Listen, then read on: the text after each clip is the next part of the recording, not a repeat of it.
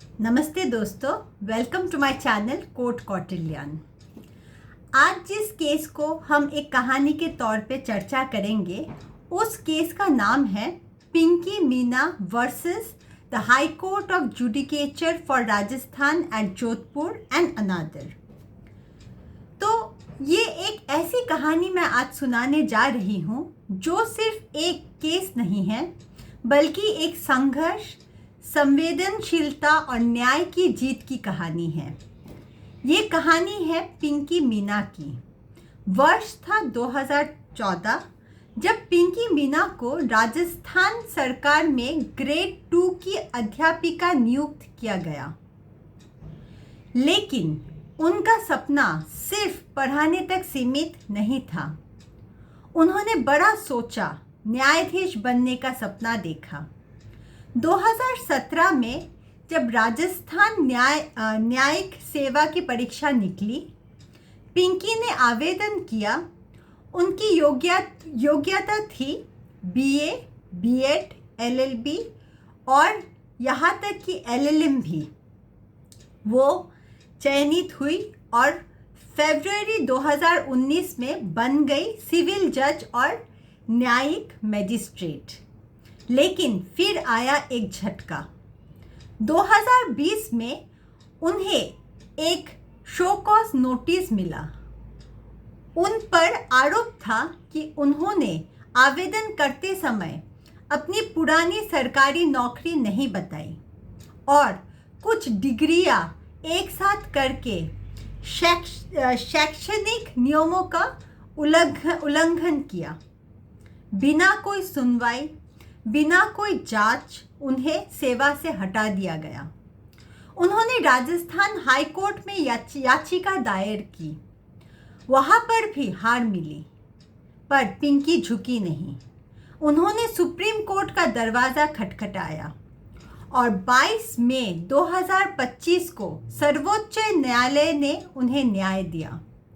Justice बीवी नागरत्न और justice Satish Chandra Sharma की पीठ ने कहा, पिंकी ने कोई गलत मंशा से जानकारी नहीं छुपाई थी। उन्होंने नौकरी छोड़ दी थी, फिर जज बनी। यह सिर्फ एक प्रक्रियागत गलती थी, कोई अपराध नहीं। अदालत ने कहा, किसी के करियर को सिर्फ तकनीकी गलती की वजह से खत्म नहीं किया जा सकता। न्यायालय ने आदेश दिया, पिंकी मीना को सेवा में बहाल किया जाए, उनकी प्रोबेशन पूरी मानी जाए, लेकिन बैक वेज, पिछली सैलरी नहीं दी जाएगी। दोस्तों, इस कहानी से हमें ये सीख मिलती है, हर व्यक्ति को सुनने का अधिकार है। प्रक्रिया का पालन जरूरी है, लेकिन इंसाफ उससे भी ऊपर है। और सबसे बड़ी बात, महिलाओं को न्यायपालिका में सशक्त रूप से आगे आने की ज़रूरत है। ये सिर्फ पिंकी मीना की जीत नहीं थी, ये न्याय प्रणाली की गरिमा की जीत थी। तो ऐसे केसेस को मैं इंग्लिश और हिंदी दोनों भाषा में डिस्कस करती हूँ, बताती हूँ अपने वीडियोस में। आप अपने दोस्तों में ये वीडियोस शेयर कर सकते हैं, ताकि जिनको इंग्लिश में सुनने में अच्छा लगे वो मेरे इंग्लिश वीडियो को देखें, और जिनको हिंदी समझ में आए ज़्यादा अच्छे से वो मेरे हिंदी वीडियो को देखें। मैं ये वीडियोस इसलिए बनाती हूँ और कहानी के तौर पे इसलिए पेश करने की कोशिश करती हूँ इन केसेस को, क्योंकि ताकि ये मेरे देश के हर नागरिक तक पहुँचे। हर नागरिक को पता चले कि हमारे कोर्ट में कैसे एक केस का जर्नी कैसे होता है, कैसे हमारे कोर्ट्स हमको न्याय देने की कोशिश करते हैं, हर बार कोशिश करते हैं कि हमको न्याय मिले। तो इसी चेष्टा में मैं ये वीडियोस बनाती हूँ।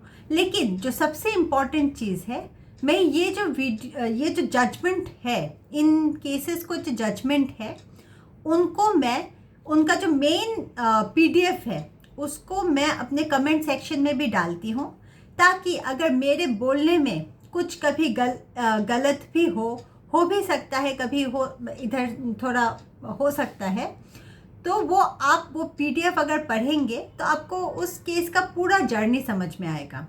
और मुझे लगता है कि एक लॉ स्टूडेंट के लिए ये बहुत ज़रूरी है कि ऐसे जजमेंट वो पढ़े।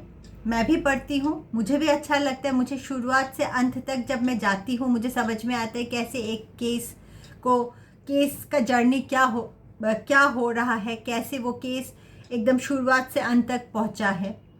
तो बहुत इंटरेस्टिंग भी होता है और इसीलिए मैं चाहती हूँ कि मैं जो कि वीडियोस बना रही हूँ उसको आप अपने रिलेटिव्स में, अपने दोस्तों में, अपने ख़ानदान में, परिवार में शेयर करें।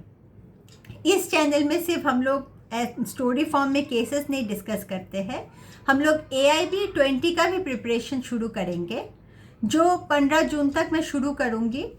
AIB प्रिपरेशन जो हम लोग करेंगे उसके ऊपर मैं अभी एक वीडियो लाऊंगी कि मैं क्या करने वाली हूँ, ताकि आप 6 महीने में AIB 20 का प्रिपरेशन कर पाए। मतलब लगभग हम लोग 5 महीने के अंदर करेंगे।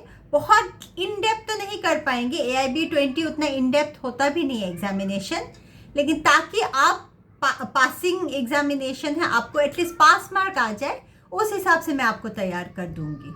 तो आप मेरे इस चैनल से जुड़िए, सब्सक्राइब कीजिए और थैंक यू।